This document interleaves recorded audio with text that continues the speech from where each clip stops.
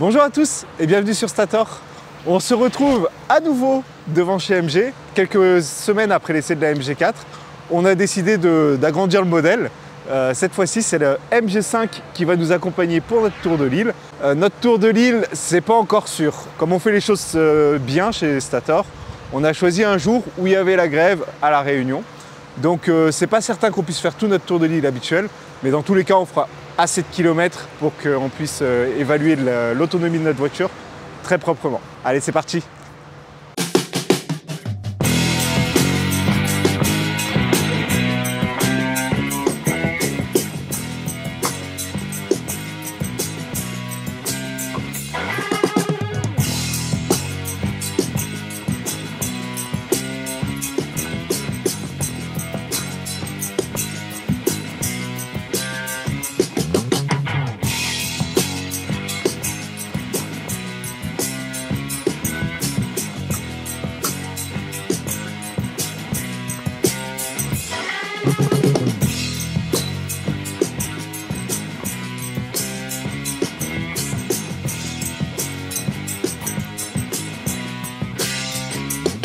On est au col de Bellevue et il fait froid, je pense qu'il doit faire 13-14 degrés et je n'ai pas la bonne tenue pour ça, donc on va essayer d'aller vite. Déjà un petit point sur la conso comme d'habitude. Alors, je ne sais pas, tout bêtement. La voiture sature à 30 kWh au 100, donc j'ai consommé que 30 kWh au 100 pour monter jusque là, pas du tout. Non, on doit être autour de 40-45, j'estime à peu près en fonction de la taille de la batterie. Il faut savoir qu'on a mangé 20% de batterie sur une batterie qui fait 60 kWh. Et sur 30 km, donc effectivement c'est pas énorme, hein, sincèrement c'est même plutôt bien. Elle ne consomme pas beaucoup sur la montée. On va voir ce qu'on va régénérer sur la descente. Là on va profiter qu'il fasse beau et pas froid pour vous parler un petit peu de l'extérieur du concurrent direct du Taycan Cross Turismo, puisqu'il n'y a que 2 breaks électriques sur le marché aujourd'hui. Et on va commencer par l'avant comme d'habitude. On y va ? Il y a plusieurs choses à noter tout de même. Déjà, le logo qui est posé sur le capot, ça apporte un petit peu de cachet, je trouve ça plutôt sympa. La bande noire ici lui donne aussi un petit peu de caractère. Mais à part ça, elle est plutôt consensuelle. Elle rentre dans l'univers, dans le monde automobile actuel. Sincèrement, je l'aime bien. Après, il faut le dire, je suis fan de break. Bon, donc je ne suis pas complètement objectif dans mes propos. Mais pour le coup, celui-ci, je l'aime bien. On retrouve la trappe de recharge sur l'avant, donc on vous en parlera un petit peu après. La trappe de recharge sur l'avant, je suis moyennement faible parce qu'on se prend toutes les mouches, toutes les moustiques de la Réunion qui viennent se coller là-dessus, donc quand on essaye de l'ouvrir, c'est dégueulasse. On n'a pas de volet actif sur la partie basse, donc ça reste ouvert pour le refroidissement de la batterie. Mais globalement, l'avant est quand même pas mal fermé, donc d'un point de vue aérodynamique, ça marche plutôt bien. Et c'est ce qu'on retrouve justement sur la consommation. Au niveau des feux, il y a un petit effet bleuté, je trouve ça plutôt joli. Avec cette partie en aluminium brossé sur le haut du phare, c'est vraiment très sympathique. La partie basse du bouclier, elle est assez racée, hein. Il y a un petit béquet qui sort sur l'avant là. Ça donne un petit côté sportif qui ne va pas du tout avec le mot break, mais je trouve ça quand même plutôt pas mal. On passe sur le côté ?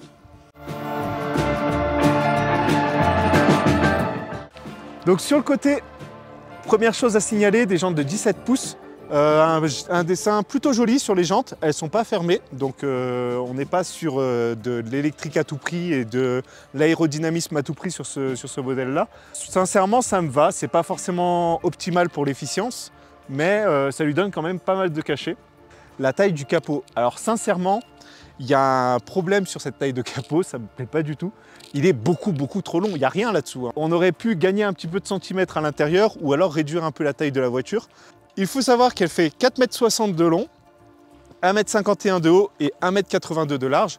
Des dimensions correctes entre guillemets pour un break, c'est à peu près dans le marché. Mais ce qui est intéressant de savoir, c'est qu'elle fait 30 cm de plus en longueur que le MG4 qu'on a essayé, mais l'empattement, il est 10 cm plus bas. Donc c'est exactement ce que je disais, le capot à l'avant prend énormément de place et on a perdu un petit peu d'espace à l'intérieur. Sur ce MG5, on retrouve les chromes qui me manquaient un petit peu sur MG4, donc je trouve que ça fait un petit peu qualitatif, c'est plutôt bien fait. Des barres de toit qui ajoutent à l'aspect break de la voiture. Il n'est pas off-road, mais ça donne quand même un petit aspect tout terrain, tout chemin. Il faut savoir qu'on a une garde au sol qui est de 16 cm, je l'ai mesuré ce matin, donc c'est vraiment pas ridicule. Ça permet largement de passer les petites routes cassées, comme ici au col de Bellevue, sans aucun problème, ça ne frotte pas. Sur l'arrière, on va retrouver finalement un arrière assez consensuel aussi pour un break. C'est quelque chose qui, enfin, il n'y a rien de fulgurant, mais sincèrement, moi je l'aime bien. Le dessin des feux est vraiment sympathique là, avec cette forme de Y. On retrouve le logo MG5 électrique, et là c'est important de préciser électrique, pas pour notre marché, mais cette voiture existe en thermique, ce qui explique la taille du capot à l'avant. Contrairement à d'autres voitures, on a quelque chose qui essuie la vitre arrière, et c'est vachement pratique quand il pleut.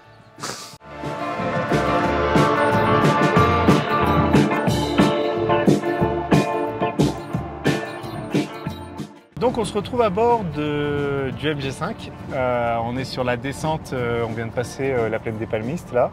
Déjà, information intéressante, on a la consommation qui s'affiche en négatif.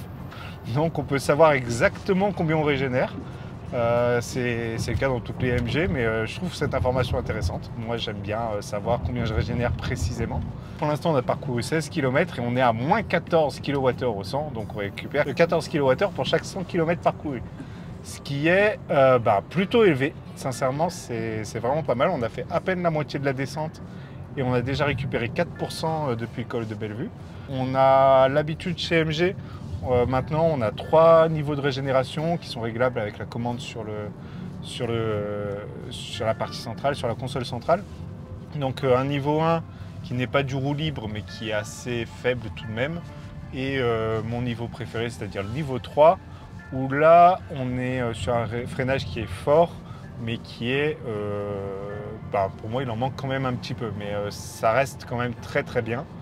On n'a pas de one pedal, à savoir que j'ai lu dans des articles que MG prévoyait éventuellement de l'ajouter par mise à jour plus tard. Sur la partie conduite en elle-même, sincèrement c'est pas mal. Pour un break c'est vraiment bien même. On a une tenue de route qui est très bonne. Ça patine un peu si on réaccélère très fort en sortie de virage, avec les roues qui sont encore tournées. Voilà. Désolé Loïc. Le comportement est plutôt sain, ça s'ouvre un petit peu et c'est très bien comme ça, c'est plus sécuritaire on va dire. C'est pas du tout une voiture de sport, hein. Clairement c'est une voiture familiale. Au niveau confort, les amortisseurs travaillent bien. On reste quand même sur quelque chose de très correct. Et après au niveau de l'assise, on en reparlera un petit peu quand on reparlera de l'intérieur. On est sur des sièges en simili-cuir. Je ne suis pas fan parce que ça chauffe beaucoup. Donc quand la voiture reste garée au soleil, je pense que ça doit chauffer pas mal. Après au niveau du maintien dans les virages, c'est vraiment bien là, avec ces gros coussins sur les côtés et ces renforts sur l'assise également. On bouge pas dans le siège quand on prend les virages un peu forts. On est plutôt bien installé au volant de ce MG5, en tout cas sur la partie route sinueuse qui caractérise beaucoup les routes de l'Arrée. Donc voilà, on se retrouve dans quelques instants à la cascade Niagara où on reparlera de l'intérieur de la voiture. À toutes.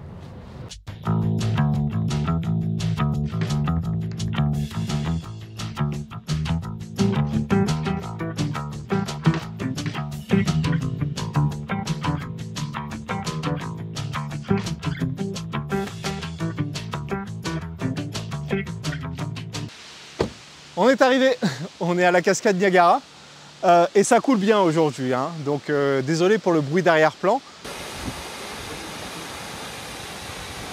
Il se passe quelque chose, mesdames et messieurs, sur cette chaîne YouTube aujourd'hui. Le véhicule qui est derrière moi est exceptionnellement efficient et c'est pas du tout ironique. Donc on vient de redescendre depuis le col de Bellevue. Et en fait, au col de Bellevue, j'ai remis le compteur à zéro pour vérifier quelque chose. Déjà, comme je vous l'ai dit, la consommation s'affiche en négatif sur la régénération, donc ça c'est très bien. Mais on est toujours négatif. C'est-à-dire qu'on n'a toujours pas réutilisé ce qu'on a regagné depuis le col de Bellevue, malgré le fait qu'on ait fait environ une quinzaine ou une vingtaine de kilomètres sur la 4 voies. Donc sincèrement, déjà très bonne régénération et en plus très bonne efficience. On est à 81%, donc on a toujours 1% de plus depuis, par rapport au col de Bellevue. On a parcouru 80 km et la consommation elle est stabilisée à 13,8 kWh au 100. Donc c'est vraiment faible. Compte tenu en plus de la taille de la voiture, c'est vraiment très bien. AMG a vraiment bien réussi son coup, en tout cas sur l'efficience de ce véhicule-là. On a vraiment quelque chose de parfait. On va profiter du cadre, on va vous parler un petit peu de l'intérieur de la voiture et ensuite on repartira direction ouest. On y va?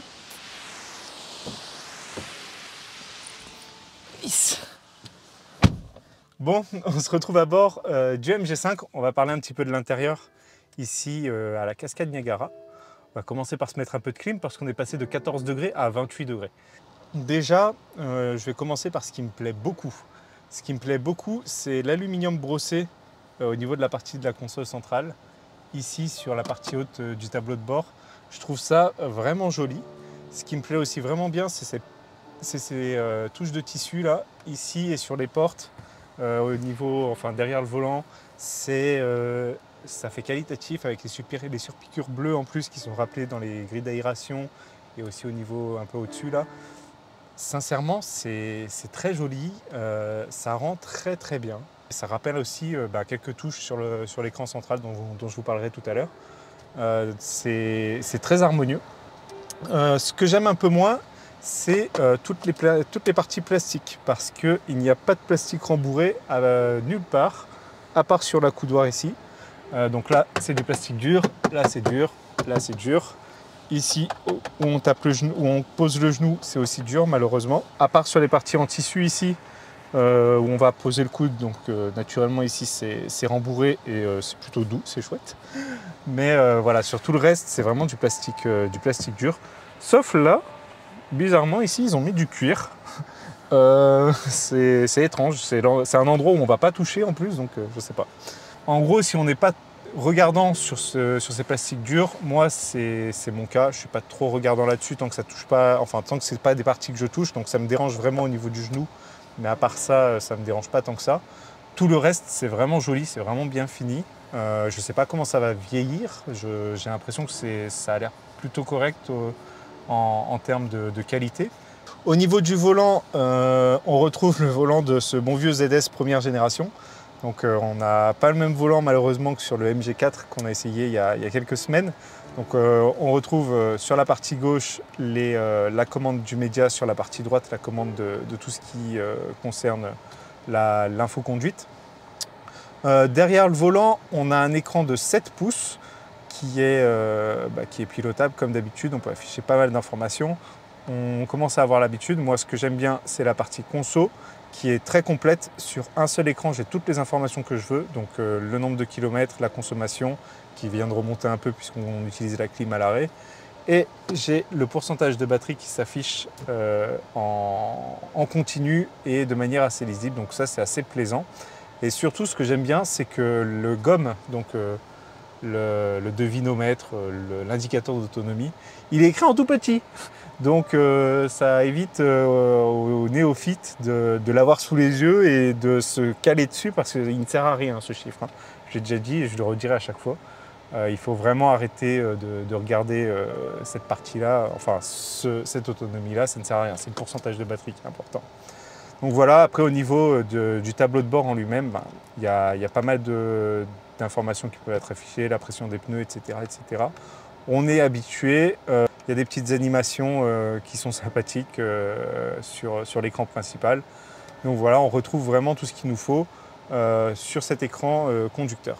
Après, au niveau du média maintenant, le média, je suis un peu partagé. Je ne suis pas très fan de cette structure en gris un peu. On avait la même sur la MG4. Hein. Mais je ne suis pas fan. On peut passer tout ça en blanc, mais à ce moment-là, c'est trop lumineux pour les yeux. Donc le noir, c'est un peu moins pire, entre guillemets. Mais je trouve que ça manque de couleur. Voilà, c'est juste ça. Surtout que, en soi, l'écran est de plutôt bonne qualité. Hein, c'est pareil. Si on affiche Android Auto, on va le voir que il sait afficher des couleurs. C'est pas un écran noir et blanc. mais c'est juste que sur l'écran principal, on n'en a pas. Sur la partie Google Maps, Android Auto, on voit que l'écran est plutôt propre en termes de résolution, il n'y a pas de souci. Il est réactif, hein, ça bouge assez vite.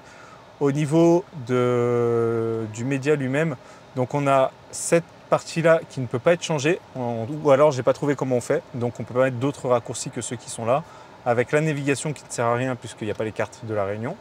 La partie média ici, les informations sur la voiture, donc tout ce qui concerne le pourcentage de charge et de décharge, puisqu'il y a le V2L dans cette MG comme dans toutes les MG récentes. Et enfin, la partie Apple CarPlay, Google Maps que je vous ai montré à l'instant. Ensuite, toujours sur le média, on a une deuxième partie avec toutes les autres options qui sont ici. Donc la gestion de l'énergie qui m'intéresse pas mal, qui vont vous permettre de limiter le pourcentage de charge à 80-90% par exemple. Donc ça c'est très très bien. On a une caméra 360, donc ça c'est bien. Par contre, la résolution de la caméra 360, elle est moins bien, on va dire. Donc là, sincèrement, c'est vraiment pas... Enfin, c'est pas terrible. Je vois pas comment le dire autrement. L'effet est là.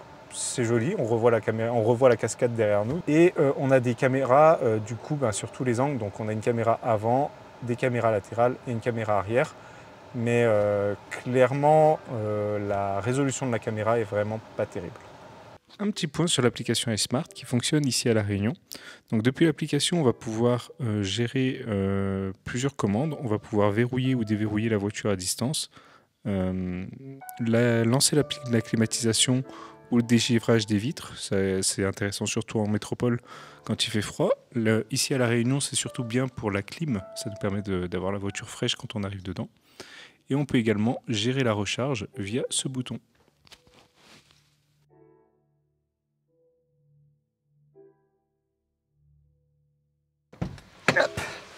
Bon, l'habituel plan de 20 derrière 20, mais j'ai oublié mon double aujourd'hui. Donc je vous démontre que le siège était bien réglé à ma place puisque j'étais à l'avant. Et je vous invite à me suivre à l'arrière.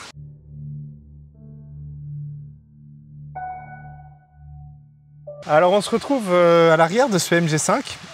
Donc comme je l'ai dit tout à l'heure, j'ai moins de place au genou que sur MG4. Pourquoi? C'est l'empattement, c'est l'histoire dont je vous parlais tout à l'heure. Certes, le coffre est beaucoup plus grand et on en reparlera un petit peu plus tard dans la vidéo. Mais sur les places arrière, sincèrement, j'étais mieux installé dans MG4. Après, ça reste quand même très très bien, hein. Je touche pas, même si j'ai moins d'espace au genou, je ne touche pas. J'ai une poche là devant moi, les mêmes matériaux strictement qu'à l'avant. Donc à part les rappels en bleu sur les portes qui ne sont pas présents ici, c'est tout noir, c'est un peu dommage. Je trouve que ça aurait bien rendu aussi. Donc on a du tissu au niveau de la poignée de porte comme à l'avant. Ici pareil, c'est tout en plastique par contre. Le siège est plutôt pas mal, enfin devant moi les matériaux que je peux être amené à toucher sont plutôt bien. En termes d'assises, c'est un peu plat je dirais, j'ai peur de glisser un peu sur les virages. Mais à part ça, c'est très confortable en vrai. C'est un peu ferme, mais moi ça ne me déplaît pas du tout. On a un accoudoir central avec deux portes gobelets. Hop, au niveau de la place centrale, il n'y a pas du tout de tunnel central. Alors ça, il faudra m'expliquer comment ils ont fait, parce que c'est une architecture de voiture thermique à la base. Donc il n'y a peut-être pas d'échappement sur les MG5 thermiques, j'en sais rien. Je suis très haut, je suis plutôt bien posé au niveau des fesses, mais au niveau du dos, c'est très dur à cause de l'accoudoir. Et en garde à la tête, c'est limite, je touche un peu, mais ça va. Je rappelle que je fais toujours 1m85, donc ça reste correct. Je suis plutôt un grand gabarit. Pour quelqu'un de taille un peu plus petite, ce sera très très bien. Un point dont je n'ai pas parlé tout à l'heure, mais là au niveau des lampes, c'est des lampes classiques, c'est pas des LED, et ça me dérange un petit peu. Déjà la couleur de la lumière est pas terrible, et en plus ça chauffe beaucoup, hein. Et comme on doit la toucher pour l'éteindre, c'est pas très pratique. On est plutôt bien, on a une poche ici, on a deux ports USB, un USB-A et un USB-C pour recharger les appareils. Et au niveau des sièges, on a du cuir et quelques touches de tissu.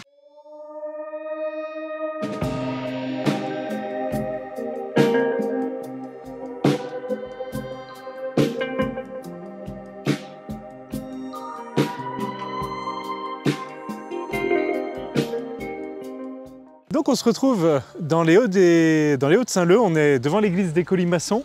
Du coup, comme on a grimpé, la consommation aussi a grimpé, on est à 16,5 kWh au 100 et on est à 57% après 150 km parcourus. Donc ça, on verra à combien ça va se stabiliser à la fin de notre parcours. Ici, on va profiter un petit peu pour vous parler des chiffres de ce MG5, des chiffres qui le caractérisent.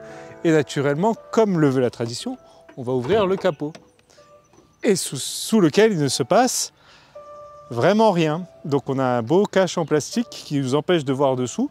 Mais par cette trappe-là, on pourra quand même vous montrer que là-dessous, il n'y a rien. C'est le vide. Hein.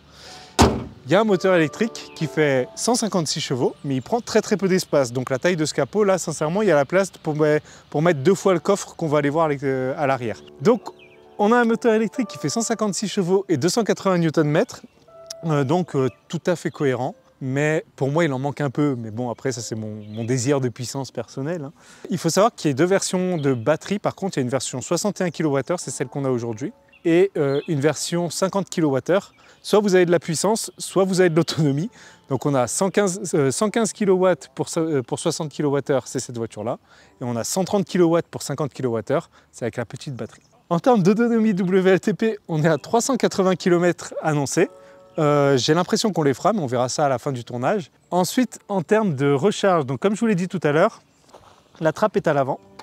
On dispose naturellement, on a l'habitude d'une prise type 2 et d'une prise combo. Donc ce véhicule, il va pouvoir accepter du 11 kW en courant alternatif, donc ça c'est plutôt pas mal.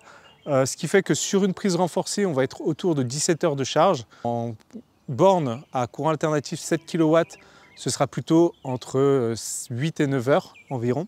En 11 kW, on sera à 6 heures. Et après, on va passer sur les bornes à courant continu. Sur les bornes DC 25 kW, on va charger de 0 à 80% en 2 heures. Sur les bornes DC en 50 kW, ce sera en 1 heure. Et sur les autres bornes plus puissantes que ça, qu'on aura un moment sur l'île, elles commencent à sortir de terre. La voiture, elle va être limitée à 87 kW de puissance max, ce qui va faire un 0 à 80% en 40 minutes minimum. On passe à l'arrière pour le coffre. Alors le coffre, on est dans un break, donc c'est hyper important. Ce coffre-là, il fait 479 litres. Donc c'est beaucoup, hein, relativement c'est beaucoup, mais pour un break, c'est pas énorme. On s'attendait à avoir un petit peu plus. Il est quand même bien agencé. On a des poches sur les côtés avec des filets qui retiennent les choses, donc ça évite que ça se balade. On a 2 niveaux. Donc sous le coffre, on a un espace de rangement et il est intéressant de signaler que le chargeur pour les prises renforcées est fourni avec et qui fait 16 ampères. On a cette jolie mallette pour le câble T2 qui est scratché, donc qui ne bougera pas non plus. Mais ce qui est important de savoir, c'est est-ce que je rentre allongé là-dedans. Apparemment, une utilisation possible du break, c'est effectivement pouvoir dormir dedans en camping. Du coup, ça vaut quand même le coup d'essayer. Juste, le siège ne se rabat pas complètement à plat, donc ça peut être problématique. Et la question, c'est est-ce qu'en longueur, ça tient? Donc moi, je fais toujours 1,85 m et on va vérifier ça tout de suite. Sincèrement, ça va. Ouais, tout seul. À 2, ça tient aussi. Mais il faudrait 2 personnes plus petites, hein, clairement. Donc oui, pour ceux qui se posaient la question, on peut dormir dans le MG5. C'est pas le meilleur des conforts.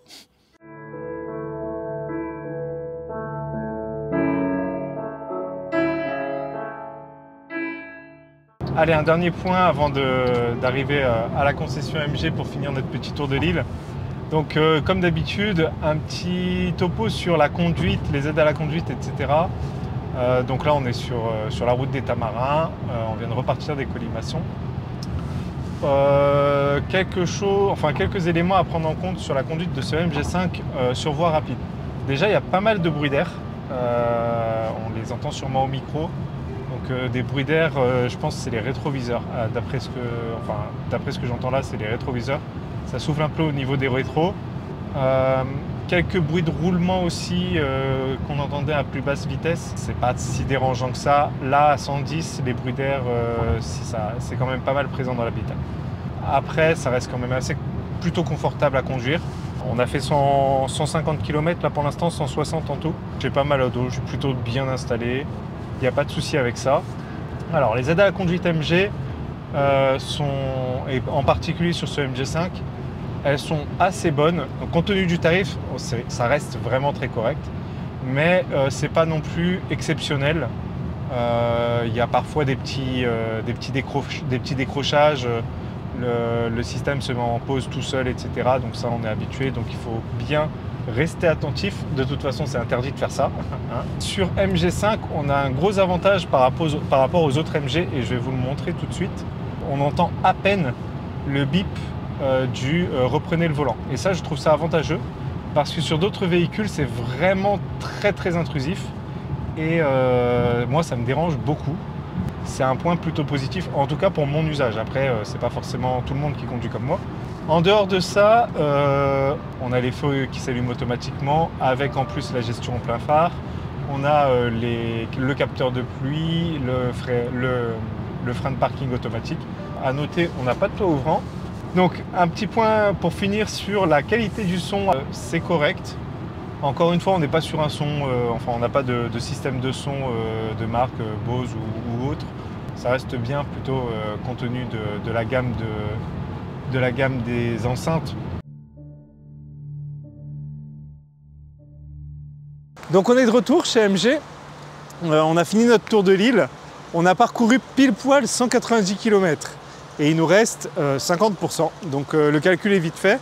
Pour ce MG5, on a à 380 km WLTPI et signe du destin, c'est aussi l'autonomie WLTP.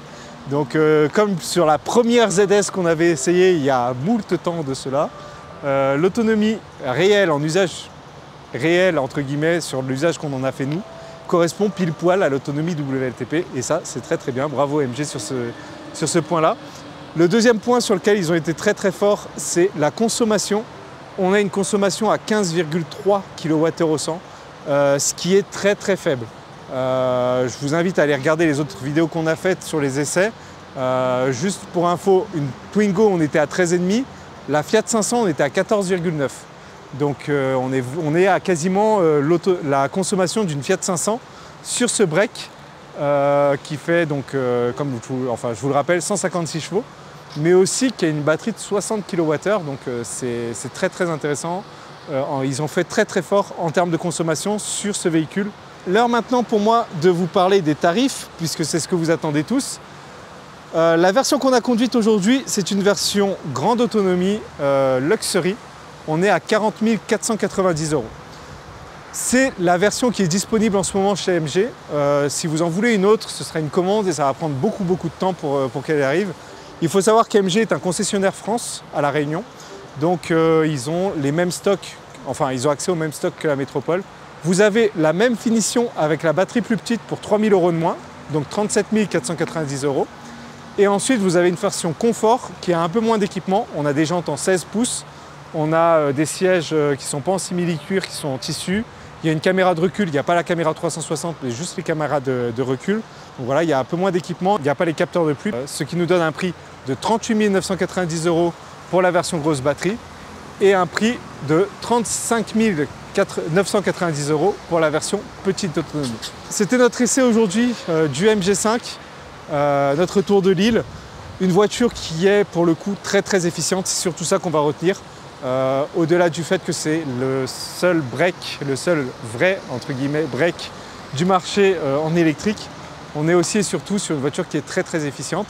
Pour ne pas rater nos prochaines vidéos qui vont arriver très vite, on a quelques tournages qui sont en cours, les rotors, des essais, etc. Abonnez-vous et actionnez la cloche, c'est important. On sait qu'il y a énormément de gens qui regardent les vidéos sans être abonnés. On l'a vu sur l'essai de la voiture qui est juste derrière moi. Elle a énormément de vues, mais le compteur d'abonnés ne monte pas. Alors abonnez-vous, c'est important. Ça nous permet toujours de gagner un peu en visibilité et aussi d'avoir un peu plus de statut quand on va demander les voitures aux concessionnaires. Donc abonnez-vous et abonnez-vous. À bientôt les électrifiés.